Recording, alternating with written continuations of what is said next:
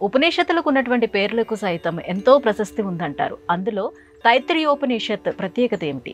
మనకు 108 ఉపనిషత్తులలో ప్రధానంగా 10 ఉపనిషత్తులను పేర్కొంటారు.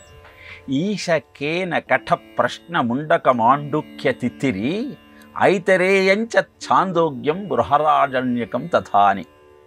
ఈ 10 ఉపనిషత్తులలో కృష్ణ యజుర్వేద తిత్తిరి శాఖకు చెందినది తైత్తరీయోపనిషత్తు. దీనికి తైత్తరీయోపనిషత్తు అని పేరు ఎందుకు వచ్చిందంటే తిత్తిరి పక్షులు ఈ ఉపనిషత్తును ప్రకటించాయి. పక్షి ఉపనిషత్తును ప్రకటించటం ఏమిటి అన్న సందేహం కలుగుతుంది. ఆ గాథ మనకు అర్థమైతే భారతీయ విజ్ఞానంలోని ఔచిత్యం ఏమిటి, ఆ ఋషుల యొక్క దృఢ సంకల్పం ఏమిటో మనకు అర్థమవుతుంది. వైశంపాయని శిష్యుడు యాజ్ఞవల్కుడు, ఏకసంథాగ్రాహి, చాలా చురుకైన వాడు. అందరి శిష్యులలో తానే అగ్రగామినన్న కించిత్ గర్వంతో ఉండేవాడు. ఆ భావాన్ని ప్రకటిస్తూ ఉండేవాడు. గురువుగారి అనుగ్రహంతో నా అంత మించినవాడు లేడు, నా అంత తెలివైన వాడు లేడు అని గురువుగారి అనుగ్రహం అంటూనే తన గొప్పతనాన్ని కూడా ప్రకటించుకునే ప్రయత్నం చేస్తూ ఉండేవాడు. వైశంపాయనుడు ఇది గమనించాడు. విద్యా దదాతి వినయం వినయాద్యాది పాత్రతాం పాత్రత్వాత్ ధనమాప్నోతి ధనాత్ ధర్మం తతసుఖం అని కదా నీతి శాస్త్రం. విద్య వినయాన్ని ఇవ్వాలి, కానీ వీడిలో అహంకారం పేరుకుపోతుంది ఏమిటి అని ఆలోచిస్తున్న తరుణంలో ఒకరోజు ఆయన శిష్యుడు ఒకడు తప్పిదం చేస్తే దండించాడు. ఆ శిష్యుడు మహాతపశక్తి సంపన్నుడు.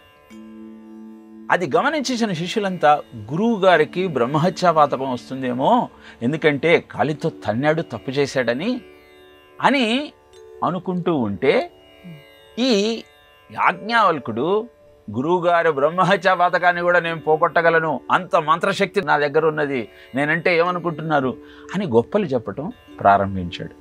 ఇది విన్న వైశంపాయనుడు ఇక తట్టుకోలేక, నీలో విద్య కారణంగా గర్వం బాగా పెరుగుతోంది, కాబట్టి నేను నేర్పిన యజుర్వేదాన్ని అంతా నువ్వు కక్కేయి. ఎంత గర్వం ఉన్నదో అంత పట్టుదల కూడా ఉన్నది యాజ్ఞవల్కుడు. సహజంగా చిన్నతనంలో పిల్లలకు సరైన మార్గదర్శకం చేయకపోతే వాళ్లకున్న ప్రతిభ వాళ్ళ గర్వంగా పరిణమిస్తుంది. అందుకే పిల్లల్ని పొగడద్దంటారు. ఇప్పుడు ఎప్పుడైతే గురువుగారి మాట అన్నాడో వెంటనే ఆ గురువుగారి ఉద్యానవనంలో ఉన్న ఒక చెట్టు కిందికి వెళ్ళి తాను నేర్చుకున్న యజుర్వేదాన్నంతా వమనం చేశాడు, అంటే బయటకు ఉచ్చరించాడు. గురువుగారి శాపం కారణంగా ఒక్కసారి మొత్తం యజుర్వేద పారాయణను బయటికి ఉచ్చరించిన కారణాన అంతా మర్చిపోయాడు. కానీ యాజ్ఞవల్కుడి యొక్క గొప్పతనం ఏమిటి అంటే బయటికి ఉచ్చరించే సమయంలో ఇది ఎవరైతే వింటారో వారు దీన్ని ప్రచారము చేయుదురుగాక అని సంకల్పించుకున్నాడు. ఆ మొత్తం యజుర్వేదాన్ని ఆ చెట్టు మీద ఉన్న తిత్తిరి పక్షులు విన్నాయి, అవి ప్రకటించటం ప్రారంభించాయి. అలా వెలుగులోకి వచ్చిందే, అందరికీ అందిందే ఆ యాజ్ఞవల్కుడు వమనం చేసి బయటికి వదిలినటువంటి కృష్ణ యజుర్వేదం.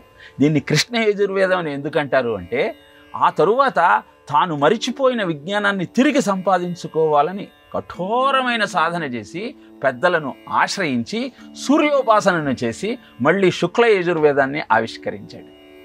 ఈ తైత్తరీయ ఉపనిషత్తులో శిక్షావల్లి, ఆనందవల్లి, దాన్నే బ్రహ్మవల్లి అని కూడా అంటారు, భృగువల్లి, నారాయణ ప్రశ్నము, చిత్తి ప్రశ్నము అని 5 భాగాలుగా ఉంటుంది. 112 అనువాకాలు. మొట్టమొదట ఉన్న శిక్షావల్లిలో 12 అనువాకాలు, ఆనందవల్లిలో 10 అనువాకాలు, భృగువల్లిలో 10 అనువాకాలు, నారాయణ ప్రశ్నంలో 80 అనువాకాలు, మొత్తం 112 అనువాకాలు. చిత్తి ప్రశ్నము ఆత్మవిద్యను బోధించదు కనుక దానిని వదిలివేయటం జరిగింది.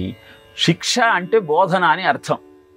అంటే శిష్యుడు ఏ విధంగా మసలుకోవాలి, ఆయన యొక్క విధి విధానాలు ఏమిటి, ఆధునిక విద్యాస్వరూపం ఎలా ఉంటుంది, వీటితో పాటు మాతృదేవోభవ, పితృదేవోభవ, ఆచార్య దేవోభవ, అతిథి దేవోభవ అన్న మౌలిక సూత్రాలన్నీ తైత్తరీయ ఉపనిషత్తు నుంచి మనకు అందజేయబడ్డాయి.